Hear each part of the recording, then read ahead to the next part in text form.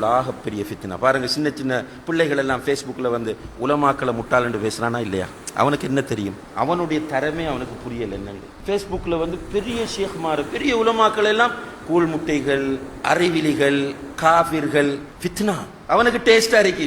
நிறைய பேர் லைக் போடுறாங்க, நிறைய பேர் நல்ல கொமான்ஸ், வாழ்த்துக்கள், நல்ல கருத்தை பதிவு செய்திருக்கிறீர்கள். இந்த உலமாக்கள் இப்படித்தான் கள்ளர்கள், திருடர்கள் என்று கொஞ்சம் பேர் ஸ்டேட்மெண்ட் போட்டோன்னு, கொமான்ஸ் போட்டோன்னு இவருக்கு இன்னும் கிக் ஆகுது. நாளைக்கு ஒரு ஸ்டேட்மெண்ட், எல்லாம் ரெக்கார்ட். அவருக்கு அது வழங்கல்ல. மா யல்ஃபிது மின் கௌலின் இல்லா லதைஹி ரகீபுன் அதீத். வாயிலிருந்து ஒரு லஃபுது வந்தால் ரகீபும் அதீதும் அதை பதிந்து கொள்கிறார்கள். அல்லது வாயிலிருந்து வரக்கூடிய ஒவ்வொன்றும் பதியப்படுகிறது என்பது எனக்கு புரியல.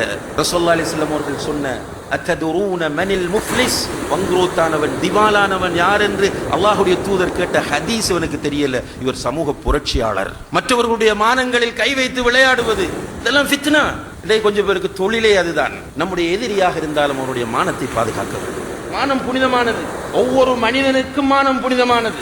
எவனாக இருந்தாலும் அவருடைய மானத்தை பாதுகாப்பதற்காக ஒரு முஸ்லிம் பாடுபட வேண்டும். ஒரு கொள்கை தெரிந்தவன் அதைத்தான் செய்வான்.